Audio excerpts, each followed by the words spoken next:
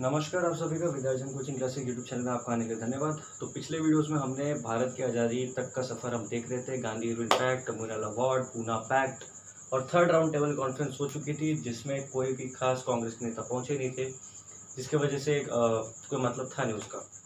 अब हम आगे बढ़ रहे हैं। अब हम देखेंगे कि सेपरेट पाकिस्तान की डिमांड कैसे चालू हुई। तो 1930 में इकबाल नाम का एक आदमी ने कहा कि नॉर्थ वेस्ट फ्रंटियर और कश्मीर, नॉर्थ वेस्ट फ्रंटियर आज पाकिस्तान में है, कश्मीर वाले पार्ट के ऊपर, वो और कश्मीर को सेपरेट मुस्लिम स्टेट घोषित कर देना चाहिए, क्योंकि वहाँ पर मुस्लिम पॉपुलेशन ज़्यादा है। फिर 1933 में चौधरी रहमत अली नाम का एक कॉलेज के स्टूडेंट बोलता है कि हाँ, मतलब मुस्लिम मतलब उसने बोलता है कि एक पाकिस्तान, PAKSTN, पाकिस्तान नहीं, पाकिस्तान नाम का एक सेपरेट मुस्लिम स्टेट होना चाहिए। तो जो टर्म कॉइन किया पाकिस्तान का, पाकिस्तान, वो चौधरी रहमत अली ने किया। 1933 में यूनिवर्सिटी का स्टूडेंट था। फिर 1940 को जिन्ना ने टू नेशन थ्योरी लाई। जिन्ना ने क्या किया? जिन्ना ने टू नेशन थ्योरी लाया 1940 को, राइट। ये हुआ था लाहौर सेशन में, किसके? मुस्लिम लीग के। तो मुस्लिम लीग के लाहौर सेशन में सबसे पहले जिन्ना ने टू नेशन थ्योरी के बारे में बताया कि भाई हम क्या करेंगे कि हम जब भारत जब आज़ाद होने वाले, क्योंकि भारत आज़ाद होने को था, तो हम भारत में नहीं रहेंगे, जितने भी मुस्लिम पॉपुलेटेड एरिया है वो अलग हो जाएंगे भारत से, ठीक है। तो ये आप समझ जाइए कि जिन्ना ने सबसे पहले टू नेशन थ्योरी का वो रखा, नींव रखा। और टू नेशन थ्योरी का नींव का जो थ्योराइज किया सबसे पहले अलीगढ़ मुस्लिम यूनिवर्सिटी उत्तर प्रदेश में हुई। फिर 1943 के कराची स्टेशन में उन्होंने मुस्लिम लीग ने डिसाइड किया डिवाइड एंड क्विट, मतलब कि अब हम कांग्रेस की कोई भी उसमें मूवमेंट में पार्टिसिपेट नहीं करेंगे। इनफैक्ट हम देश अलग कर देंगे, हम क्विट हो जाएंगे, हमें फ़र्क नहीं पड़ता कि भारत क्या कर रहा है, हमें तो बस अब सेपरेट पाकिस्तान से मतलब है, हमको आज़ादी से मतलब नहीं है। तो ये था मुस्लिम लीग का एटीट्यूड। फिर क्रिप्स मिशन आते हैं। क्रिप्स मिशन आता है 1942। वर्ल्ड वॉर 2 के टाइम पर जो ब्रिटिश था उसको ऑब्वियसली भारत के सोल्जर्स की नीड की ज़रूरत थी, राइट। और बिना बनाए अगर सोल्जर्स को आप इंडक्ट इन्होंने बाद में कर लिया, जिसके खिलाफ नेताजी सुभाष चंद्र बोस ने आवाज़ उठाई, वो आगे देखेंगे। तो वर्ल्ड वॉर 2 में अब क्योंकि सपोर्ट चाहिए था, अब सपोर्ट चाहिए तो अब महात्मा गांधी है, नेहरू है, जैसे बड़े बड़े नाम है, तो उनका एक कॉल होना चाहिए था लोगों की तरफ से, उनको लोगों को बुलाएं कि आप जाइए वॉर के लिए। तो उसके लिए एक क्रिप नाम के आदमी को भेजा गया, सर स्टैनफोर्ड क्रिप। तो वो आया और उसने बोला कि ठीक है, हम आपके कुछ आपके राइट्स हम पूरा करते हैं, अगर वॉर जब खत्म हो जाती है, पता नहीं वॉर कब खत्म होने वाली थी, उसमें वर्ल्ड वॉर 2 जस्ट चालू हुआ था, तो उसने बोला ठीक है, जब वॉर खत्म हो जाएगा तब हम आपको डोमिनियन स्टेटस दे देंगे। अब डोमिनियन स्टेटस का मतलब होता है कि अल्टीमेटली भारत के जो सरकार है उसके ऊपर जो डोमिनेंट जो बैठा रहेगा वो तो ब्रिटिशर्स ही बैठे रहेंगे, मतलब कोई मतलब पूर्ण स्वराज नहीं रहेगा। एक भारत जो है अपने इंटरनल मैटर्स कर सकता है, अपना हर चीज़ कर सकता है, लेकिन जितने भी एक्सटर्नल मैटर्स जैसे कि डिफेंस, फॉरेन ट्रेड, ये सब के अधिकार जो है ब्रिटिश के हाथ में ही रहेगा। तो उसको लेने का क्या मतलब, क्योंकि इससे पहले जो लाहौर सेशन में 1929 में कांग्रेस ने ऑलरेडी पूर्ण स्वराज की घोषणा कर चुकी थी। जब पूर्ण स्वराज की बात चल रही थी, डोमिनियन स्टेटस कहाँ पर आता, राइट। फिर उसके बाद ऑब्वियसली कांग्रेस ने उसको क्या कर दिया, रिजेक्ट कर दिया, और कांग्रेस ने इसको बोला कि it is like a post dated cheque on a crashing bank. एक पोस्ट डेटेड चेक है, क्रैशिंग बैंक है, ठीक है। आगे बढ़ते हैं।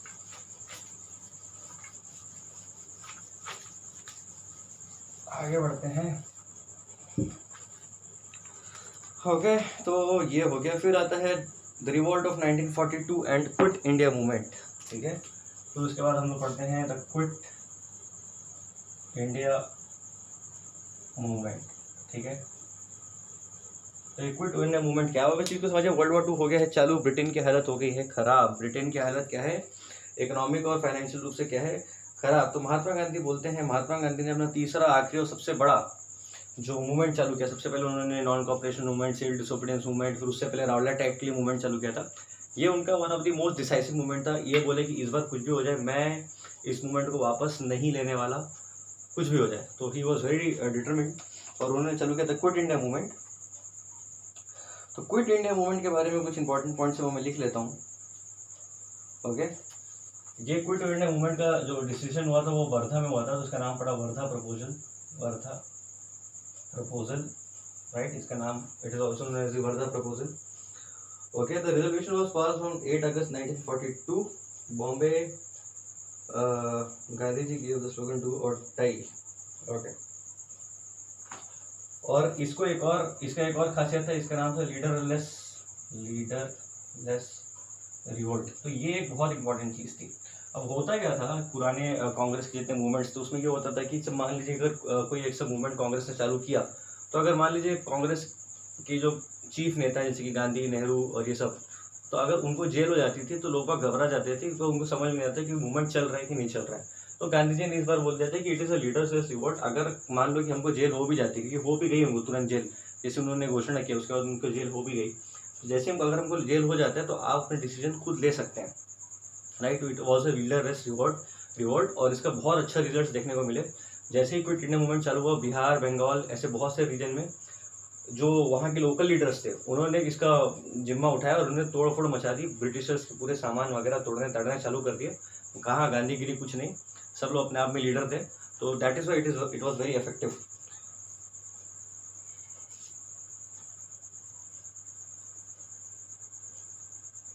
राइट। इसको लीडरलेस रिवॉल्ट बोला गया। फिर गांधी जी ने स्लोगन दिया डू और डाई, करो या मरो, करो या मरो, या तो आप अपने देश को आज़ाद करो या तो मर जाओ। तो पहली बार उन्होंने एक स्लाइट हिंट दिया कि भैया ये सब नॉन कोऑपरेशन सत्याग्रह से कुछ होने वाले हैं नहीं, करो या मरो, ठीक है। फिर क्या हुआ,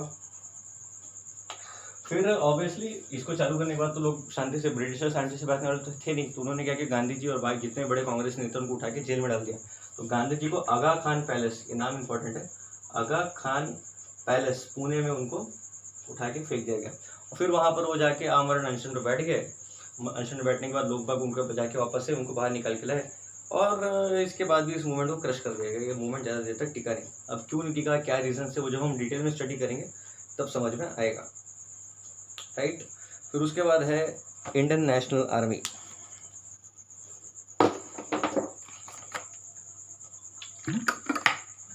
ओके, तो नेताजी सुभाष चंद्र बोस, नेताजी सुभाष चंद्र बोस जो कि एक पढ़े लिखे परिवार में थे, पढ़ाई लिखाई करने के लिए आगे इंग्लैंड पढ़ने गए, वहाँ से पढ़े और सिविल सर्विसेज एग्ज़ाम में बैठे, सिविल सर्विस एग्ज़ाम में बैठ के 4th रैंक लाए। 4th रैंक लाने के बाद बोले कि कोई मतलब नहीं है सिविल सर्विस में काम करके, अल्टीमेटली ब्रिटिश के अंदर ही काम कर रहा हूँ। तो फिर वो ऑल इंडिया यूथ कांग्रेस के लीडर भी बने, राइट। तो कांग्रेस के बहुत बड़े नेता उस समय के नेताजी सुभाष चंद्र बोस, ठीक है। तो इनके बारे में स्टोरी ये है कि ये लीडर बने, फिर इन्होंने किस चीज़ का अपोज किया, इन्होंने अपोज किया कि जो कॉन्स्क्रिप्शन हो रहा था, भारतीय लोगों को जबरदस्ती फौज में डाला जा रहा था, उनको वर्ल्ड वॉर 2 में भेजा जा रहा था, उसके अगेंस्ट ये थे। उसके अगेंस्ट उन्होंने क्या किया, जो एक बहुत फेमस मॉन्यूमेंट है कोलकाता में, उसका नाम मैं भूल रहा हूँ, उस मॉन्यूमेंट को लोग तोड़ने पे बोले कि मैं इसको तोड़ दूंगा। तो जब ये बोले कि मैं इसको तोड़ दूंगा, राइट, तो इनको क्या किया, अरेस्ट में कर दिया गया। अरेस्ट में जाने के बाद इनकी तबीयत बिगड़ी, फिर इनको हाउस अरेस्ट कर दिया गया। हाउस अरेस्ट में जाने के बाद ये अपना वेशभूषा बदल के एक पठान के वेशभूषा में आके निकल लिए बर्लिन, ठीक है। तो बर्लिन चले गए 1941 में। Indian National Army, Netaji Subhash Chandra Bose की बात कर रहे हैं। तो ये वेशभूषा बदल के पहले पठान बने, फिर इटालियन बने, और वो सब करके ये 1941 में चले गए कहाँ, बर्लिन। कहाँ पर, ये जर्मनी। वहाँ पर उन्होंने मुलाकात की किससे, हिटलर से। हिटलर से बातचीत करने के बाद उनको क्या समझ में आया कि हिटलर जो है वो बहुत ही ज़्यादा मतलब वो उससे कुछ होने वाले है नहीं, वो रशिया की तरफ ज़्यादा फोकस था। और हिटलर की जो सोच थी इंडियंस के लिए वो बहुत ख़राब थी। हिटलर अपने जो वाइट रेस है उसको बहुत ऊपर समझता था, तो वो बोले कि हिटलर के साथ वी कैन नॉट वर्क। तो देन लेकिन वहाँ बर्लिन जाके उन्होंने एक इंडियन आर्मी स्थापना की, that was the Indian league. फिर वो बोले कि नहीं, हिटलर के साथ काम नहीं हो सकता, तो वो मतलब सबमरीन में बैठ के निकल लिए। एंड कहाँ निकल लिए वो, जापान, राइट। तो जापान चले गए। जापान में वो जाके जापान के एम्परर से बात करके बोले कि देखो अल्टीमेटली हमारा गोल क्या है, हमको मारना है ब्रिटिशर्स को, हमको किसको ख़त्म करना है, ब्रिटिशर्स को। तो जापान ने बोला ठीक है, सिंगापुर में ब्रिटिश इस्टेब्लिशमेंट है, उसको ख़त्म करने के लिए हमारे साथ चलो। नेताजी जी बोले ठीक है। तो वो गए सिंगापुर, ठीक है। He went to Singapore in 1943। In 1943 he went to Singapore, right, he went to Singapore। और सिंगापुर में राज बिहारी क्या नाम था, राज बिहारी बोस ने इनको बोला कि यहाँ पर जो प्रिजनर्स ऑफ वॉर हैं सिंगापुर में, आप उनसे एक आर्मी खड़ी कीजिए, एंड ही सेड कि ओके, मैं इनमें से ही एक आर्मी खड़ी करूँगा। उन्होंने आर्मी खड़ी की जिसका नाम था Indian National army, which was made from the prisoners of war of the British army captured by the Japanese army. ठीक है, तो उन्होंने फिर क्या किया, उन्होंने खड़ा कर दिया अपना आर्मी से। मजे की बात ये थी कि इनमें एक ऑल वुमेन रेजिमेंट भी थी जिसका नाम था रानी की झांसी ब्रिगेड, राइट। और उसकी हेड कौन थी, उसका नाम भी आप मेरे को डिस्क्रिप्शन में बताइए। ठीक है, इसका जो हेडक्वार्टर्स था वो रंगून में था। फिर उन्होंने कूच की भारत की तरफ, इन्होंने रंगून को कैप्चर किया, अंडमान निकोबार को कैप्चर किया। फिर लोग नागालैंड कोहिमा में पहुंचे, इम्फाल में पहुंचे, लेकिन वहाँ पर वो बैटल में जीत नहीं सके, हारी थी। उनकी जो सप्लाईज थी, खाना पानी की सप्लाई थी, वो कट हो गई थी, जिसकी वजह से जापानीज सोल्जर्स थे और जो आजाद फौज के सोल्जर्स थे वो स्टार्व टू डेथ, बहुत सारे तो स्टार्व टू डेथ हो गए। बट मैं आपको ये चीज़ें बता देता हूँ कि ये जो उन्होंने लड़ाई की थी इम्फाल की और कोहिमा की, ये इतनी ज़्यादा खतरनाक थी, इतनी ज़्यादा खतरनाक थी कि इसने पूरे जो ब्रिटिश साम्राज्य का जो नींव उसको हिला दिया था। तो हमको जो आज़ादी मिली उसका जो सबसे मेजर रोल जो था वो यही था कि इंडियन नेशनल आर्मी ने 1944 को जो बैटल ऑफ कोहिमा और बैटल ऑफ इम्फाल जो किया, उसकी वजह से अब ये समझ में आ गया था ब्रिटिशर्स को कि अब इंडियंस जो हैं वो उन लोग बहुत ही ज़्यादा एग्रेसिव हो चुके हैं, क्योंकि अप्रॉक्सीमेटली 25-30,000 सोल्जर्स शहीद हो गया। और एक रिसेंट एक वोटिंग में ये भी सामने आया कि the battle of Kohima was one of the biggest war of the UK. जो वर्ल्ड वॉर 2 की वॉर, जो बड़ी बड़ी लड़ाइयाँ हुई उनकी सबसे बड़ी लड़ाई थी ये बैटल ऑफ कोहिमा। जैसे कि जर्मनी में जाकर लड़ाई हुई, नॉर्मंडी की लड़ाई हुई, तो उसी लेवल की लड़ाई थी, राइट। एंड देन आता है कैबिनेट मिशन 1946। अब कैबिनेट मिशन 1946 के इसको हम समझते हैं। Cabinet mission 1946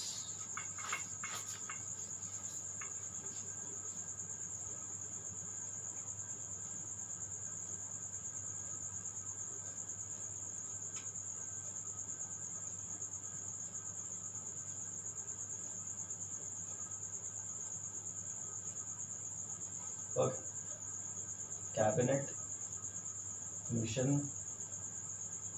1946। अभी कैबिनेट मिशन में क्या होता है, अब वर्ल्ड वॉर 2 ख़त्म हो चुका है और जो विलियम, क्या नाम था, चर्चिल ऐसा कुछ तो भी, जो उस समय का प्राइम मिनिस्टर था कंजर्वेटिव पार्टी का, वो हट चुका है और क्लेमेंट एटली नया प्राइम मिनिस्टर आ चुका है। क्लेमेंट एटली ने डिसाइड किया कि अब हमको कॉलोनीज रखना हमारे लिए मुश्किल हो रहा है, तो अब हमको अपने कॉलोनीज को आज़ादी देना पड़ेगा। तो उसने बोला कि ठीक है, हम इंडिया को आज़ाद करेंगे, क्योंकि जो इंडियन नेशनल आर्मी थी उसने हिला दिया था ब्रिटिशर्स को। उनको समझ में आ गया था कि भाई साहब ये लोग गांधी और ये सब लोग दे कैन कीप फास्टिंग और जो लोग ये सब करते रहेंगे, लेकिन अब तो मिलिट्री बन चुकी है, एक मिलिट्री स्टैब्लिश हो चुकी है इंडिया की खुद की, तो वो अब मिलिट्रिकली इसको हटा सकती है ब्रिटिशर्स को। तो उन्होंने बोला कि अब कैसे तैसे करके we have to make a committee और हमको इंडिया को अब सब छोड़ के आना है। तो एक काम करते हैं, कैसे छोड़ के, क्या छोड़ के, उसके लिए कैबिनेट मिशन उन्होंने भेजा, राइट। कैबिनेट नाम इसके इसलिए पड़ा क्योंकि इसकी जो मेंबर्स आए थे वो ब्रिटेन के कैबिनेट के थे, तो उसका नाम पड़ गया कैबिनेट मिशन। तो मेंबर्स थे बैबल, Patrick Lawrence, Alexander and Stanford Cripps. ठीक, ये भी आ गया, क्रिप्स वापस आ गया था कैबिनेट मिशन में। उसके प्रपोजल ये थे कि rejection of demand for the full fledged Pakistan, पूरा अलग पाकिस्तान बनाने की जो डिमांड था, यानी कि नॉर्थ ईस्ट प्रोविंस, पंजाब और लाहौर, मतलब सिंध और इधर बंगाल, ये सब रीजन को पाकिस्तान बनाने का डिमांड तो हटा दिया गया। बोले कि अलग से हम बाउंड्री नहीं खींचने वाले। तो ये कांग्रेस को अच्छा लगा कि कांग्रेस को जो था वो पार्टीशन के खिलाफ थी कांग्रेस, राइट। देन दूसरा डिमांड था loose union under the centre with centre control over defence and current affairs, okay, foreign affairs. तो सेकेंड जो चीज़ था कैबिनेट मिशन का, उसमें ये बोलता था कि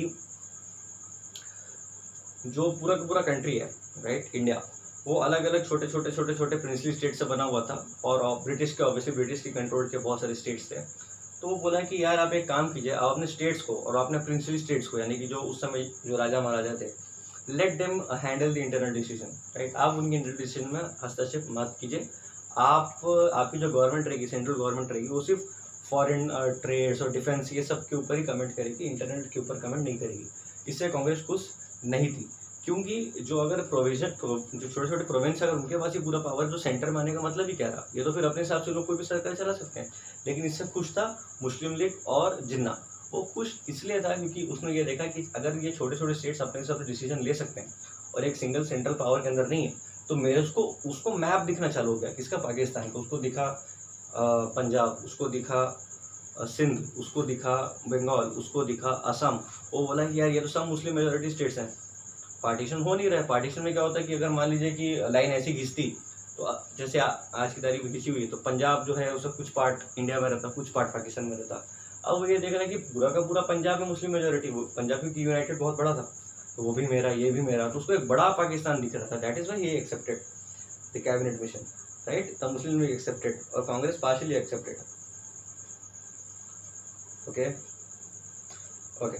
फिर जो प्रोविंशियल लेजिस्लेचर है वो कॉन्स्टिट्यूएंट असेंबली इलेक्ट करेंगे। मतलब कि एक कॉन्स्टिट्यूएंट असेंबली बनने की थी जो कि भारत के संविधान बनाने वाली थी, उसको कौन इलेक्ट करेगा? जो प्रोविंशियल, जैसे कि यूनाइटेड प्रोविंस यानी कि उत्तर प्रदेश, बंगाल, मद्रास, जितने थे प्रोविंस थे इंग्लैंड के, उनमें से कैंडिडेट्स आएंगे कैबिनेट मिशन के लिए, सॉरी कॉन्स्टिट्यूएंट असेंबली के लिए, यानी कि जो लोग कॉन्स्टिट्यूशन बनाने वाले हैं, ठीक है।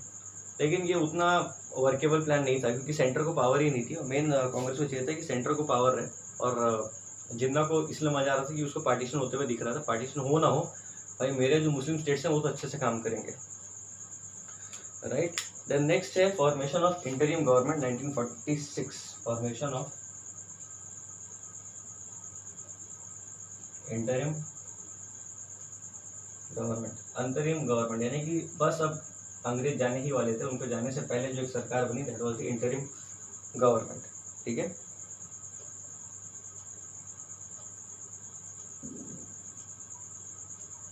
ओके, तो कैबिनेट मिशन जो था वो कांग्रेस को अच्छा लगा, उतना अच्छा नहीं लगा, लेकिन वो बोले कि अभी तक का सबसे अच्छा प्रपोजल तो यही है।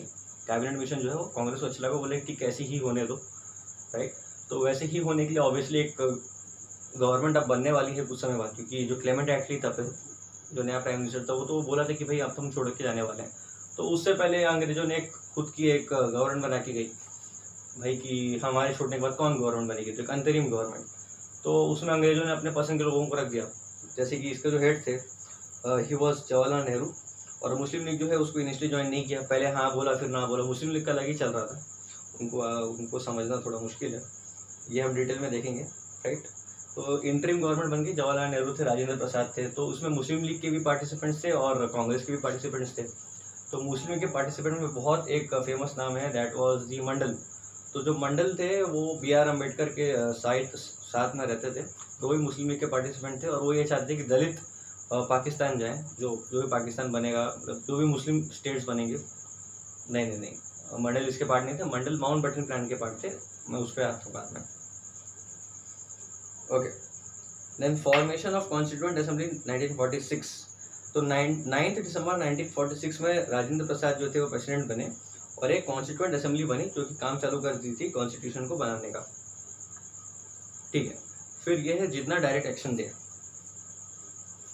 16 अगस्त 1946, जितना डायरेक्ट एक्शन।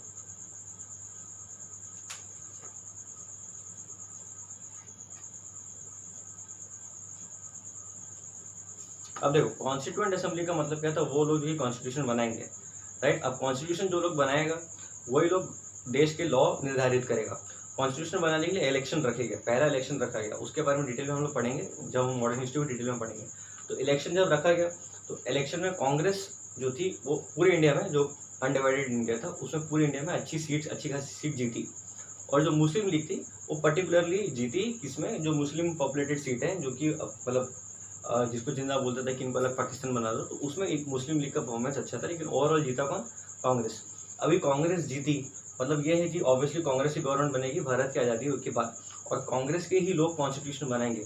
तो जो मुस्लिम लीग उसको ये लगा कि नहीं यार, इससे तो हमारा जो मुस्लिम कट्टरपंथ, जो हमारा कुरान के ऊपर चलने वाली जो सरकार है, वो तो बन नहीं पाएगा। तो जो जितना है उसने बोला कि यार ठीक है कुछ करना पड़ेगा। तो जिन्ना ने क्या बोला कि अगर आप हमको, पहले उसने वार्निंग दे दी थी, बोला कि अगर आप हमको अलग से अपना पाकिस्तान नहीं दोगे तो हम लोग मारने काटने पे उतर जाएंगे, और मारने काटने पे उतर भी गए। एक सोहराबुद्दीन करके उस समय CM हुआ करता था बंगाल का, राइट। तो सोहराबुद्दीन ने क्या किया, 16 अगस्त 1946 को बोला पुलिस को जाओ तुम छुट्टी बनाओ, और फिर जो फ्राइडे का दिन था, नमाज का टाइम, मतलब इन लोग का नमाज का टाइम होता है, तो उस टाइम पे जितने भी लोग मुसलमान लोग आते थे मस्जिद में, सबको बोला गया कि आज तो डायरेक्ट एक्शन डे है, आज जब तलवार उठाइए, लाठी उठाइए, मारने पीटने में आ जाइए। तो 16 अगस्त को Calcutta killings, the great Calcutta killings हुई, हिंदू मुस्लिम दंगे हुए, पूरे बंगाल उस दंगे से पीड़ित रहा और बहुत बहुत लोग मरे, कई हजार लोग मर गए। और उसमें सबसे खतरनाक और सबसे गंदा जो इवेंट ये था कि ओडिया वर्कर थे, फैक्ट्री वर्कर्स, उनको पकड़ पकड़ के जिंदा जला दिया गया। वहीं जो था स्टार्टिंग पॉइंट था इस किलिंग्स का, ग्रेट कैलकाटा किलिंग्स का। और इसमें बहुत बड़े कम्युनल लैशेस हुए, हिंदू मुख्यतः मारे गए। फिर नोआखली किलिंग्स भी इसी से इंस्पायर्ड थी, जो कि बांग्लादेश में नोआखली था, तो वहाँ से पूरे हिंदुओं को मार दिया गया। देन बंगाल में बिहार में भी राइट्स हुए इसके वजह से। तो बहुत मारपीट मच गई थी, क्योंकि जिन्ना ने ऑर्डर दे दिया था कि अगर ये लोग हमको अलग पाकिस्तान नहीं देंगे तो हम ऐसी दंगई में उतर आएंगे, और दंगई फिर उतर आए। तो इस नाटक को देखते हुए माउंटबेटन आया, ठीक है, और माउंटबेटन जिसकी बीवी एडविन है, माउंटबेटन आया और उसने बोला कि एक माउंटबेटन प्लान बनाते हैं। और उसने बोला कि भैया ये मार्केट बहुत ज़्यादा हो रहा है आपके देश में, तो हम क्या करते हैं, इनको अलग पाकिस्तान दे ही देते हैं। और माउंटबेटन ने फिर ऐसा नक्शे पे लाइन खींच के गया, ठीक है। तो माउंटबेटन प्लान बन गया 3 जून 1947 में। माउंटबेटन प्लान कब बना? 3 जून 1947 में बन गया माउंटबेटन प्लान, राइट। सो माउंटबेटन प्लान 3 जून 1947 में। इसने सबसे पहले पाकिस्तान को अलग कर दिया। फिर पाकिस्तान की अलग सेपरेट कॉन्स्टिट्यूशन असेंबली बनेगी, मतलब वो अपना खुद का कॉन्स्टिट्यूशन बना सकते हैं। उन लोग अपने आप को इस्लामिक स्टेट बोलते हैं, इस्लामिक स्टेट बोल सकते हैं, कोई दिक्कत नहीं है, ठीक है। जो प्रिंसरली स्टेट्स हैं, यानी कि जो राजा रजवाड़ी के स्टेट्स हैं, वो अब इंडिविजुअली इंडिपेंडेंट है। उन लोग को भारत में आना है, यहाँ पाकिस्तान में जाना है, ये इनके ऊपर है। तो इंस्टीट्यूशन ऑफ एग्रीमेंट जो था वो सरदार वल्लभ भाई पटेल ने साइन करवा दिया था इन सब से। और 3 जो स्टेट थे, जूनागढ़, कश्मीर और हैदराबाद, इन तीनों को भी सरदार वल्लभ भाई पटेल ने जोड़ लिया। कश्मीर में हाउएवर आर्मी जो थी वो घुस चुकी थी लाइन ऑफ कंट्रोल तक, और जो वहाँ का राजा था शायद हरी सिंह, पता नहीं, उतना इंपॉर्टेंट नहीं है, वो बेकार आदमी। तो राजा ने बोला कि भाई ठीक है, नेहरू को ये टॉपिक दे दिया। फिर नेहरू ने यूनाइटेड नेशन में टॉपिक फेंक दिया, और टॉपिक अभी तक चल ही रहा है। तो कश्मीर के ऊपर हम कभी सेपरेटली बात करेंगे। तो कुल मिला के जो प्रिंसी स्टेट है उसको अंग्रेजों ने बोला कि आप फ्री हो, और सरदार वल्लभ भाई पटेल ने बोला कि अगर ज़्यादा नाटक करोगे तो आर्मी भेज दूंगा। तो वो सब इंडिया में आ गए, कुछ को छोड़ के, कुछ को भी वापस ने उन्होंने ले आया अंदर। और कश्मीर का तो आपको पता है क्या हुआ, राइट।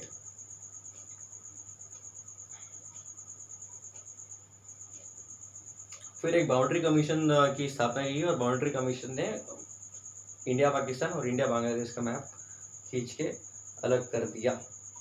फिर इंडियन इंडिपेंडेंस एक्ट 1947 15 अगस्त को इम्प्लीमेंट किया गया। 15 अगस्त यानी कि आज़ादी 1947 में इंडियन इंडिपेंडेंस एक्ट, ये हमने आज़ादी किसी को मार पीट के भगा के नहीं ली।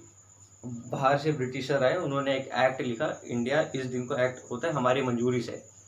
अगर नेताजी सुभाष चंद्र बोस जिंदा रहते तो इससे पहले, कई साल पहले, अगर जो हम लोग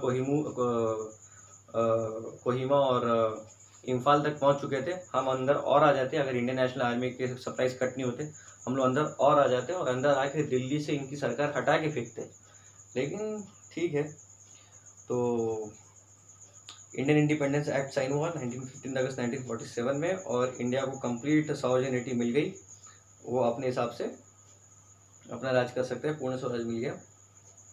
और सरदार वल्लभ भाई पटेल थे, वो फर्स्ट होम मिनिस्टर बने। उन्होंने सारे के सारे स्टेट्स को 15 अगस्त से पहले तक इंस्ट्रूमेंट ऑफ एनेक्सेशन के थ्रू अपने उसके अंदर ऑक्यूपाई कर चुका था। प्रधानमंत्री बने जवाहरलाल नेहरू। फिर उसका आगे क्या हुआ वो उतना इंपॉर्टेंट नहीं है as far as the competitive exams are concern, but that is a separate topic, ठीक, वो भी हिस्ट्री का पार्ट में, वो हम फिर से कभी कवर करेंगे। Then I will make one revision video of complete history, ancient, medieval और मॉडर्न।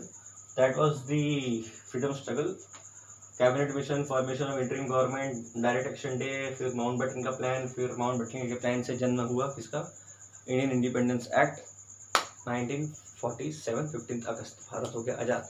तो हमने शुरुआत किया था अपने कोर्स का इंडस वैली सिविलाइजेशन से, आज से 5000 साल पहले, और हम ख़त्म कर रहे हैं 70 साल पहले भारत की आज़ादी में। भारत की आज़ादी के बाद क्या हुआ, that is a separate course, वो उसको इसी में ऐड कर दिया जाएगा, ताकि हम 15 अगस्त 1947 से आज जो भी तारीख है 2020 तक हम कवर अप कर लें। Thanks for watching the series. अगर आपको कंटेंट अच्छा लगा तो do like share and subscribe. हम जितने सारी वीडियोस हैं हिस्ट्री उसको अलग प्लेलिस्ट में डाल देंगे, so that you can view according to your will. So thank you.